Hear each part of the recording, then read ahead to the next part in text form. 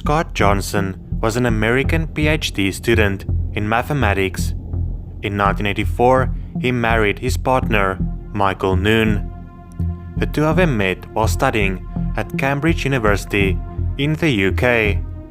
Then in 1986, the two of them moved to Australia. On December 8, 1988, Scott spoke to a friend who called him on his home phone in Sydney. This is the last time anyone is known to have spoken to him.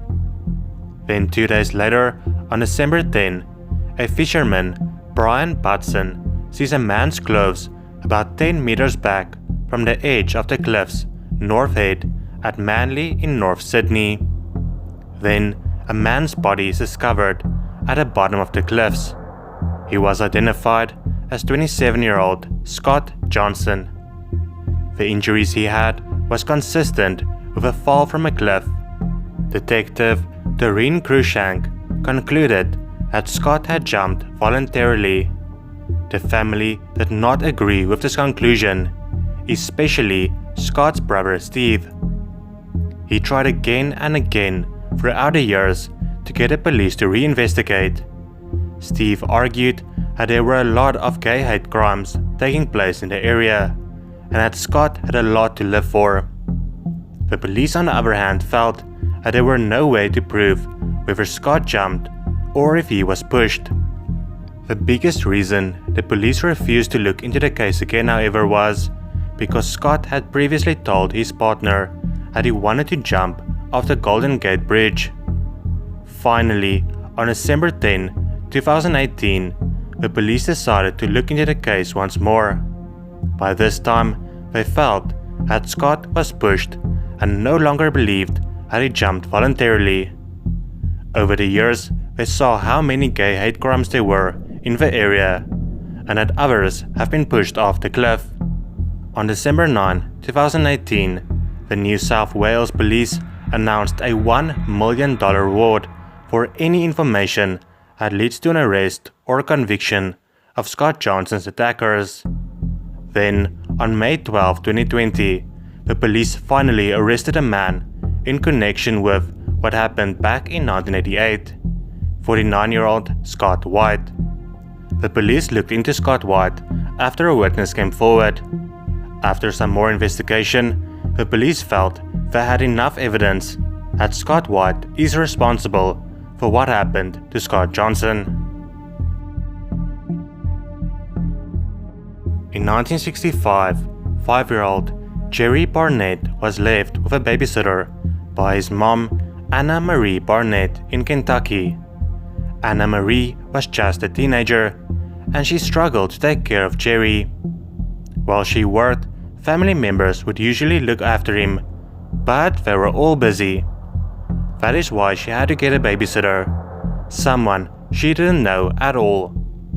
When Anna Marie returned home, there was no sign of her son Jerry or the babysitter. Little did she know, the babysitter took Jerry with her to Delaware. In Delaware, the babysitter abandoned him. The state then became responsible for Jerry. They had no idea who he was or where his family was.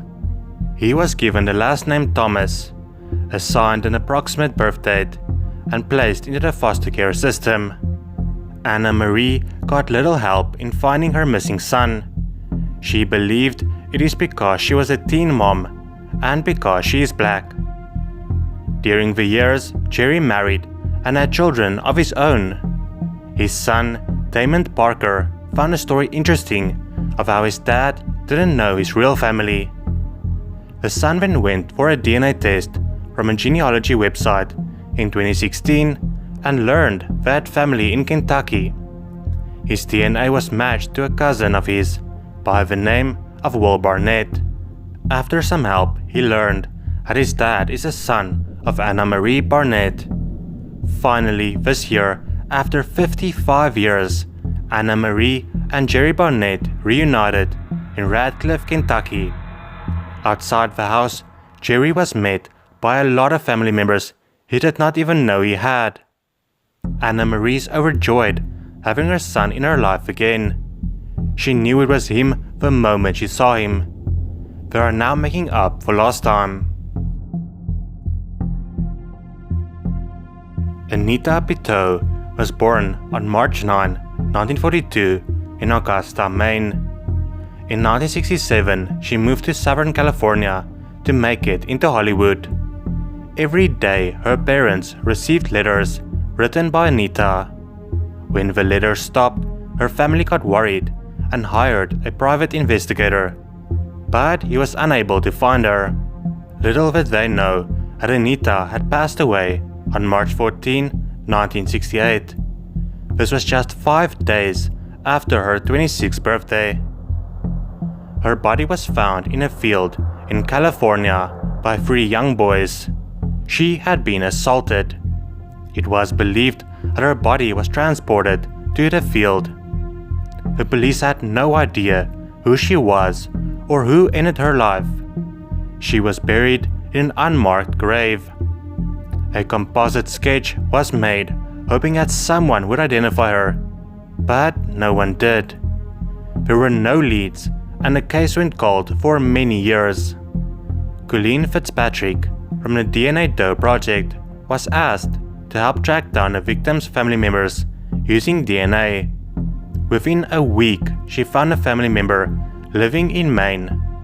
This relative then told the story of how her cousin Anita Piteau hasn't been seen in years. After more DNA testing, it was confirmed that the unidentified woman was indeed Anita Piteau.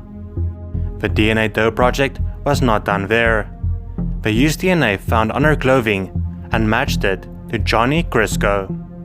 He passed away in 2015 at the age of 71.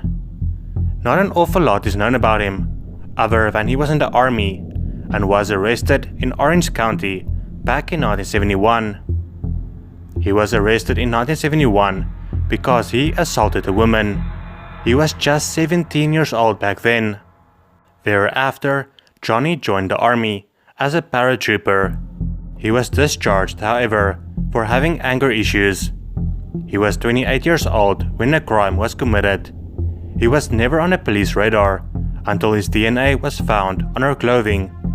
The police believe Anita accepted the ride from him, and he then took her life and dumped her body in the field.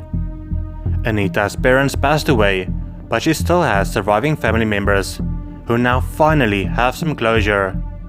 All these years they believed that Anita had shunned them, but that was not the case after all. A memorial service was held for her in July 2020.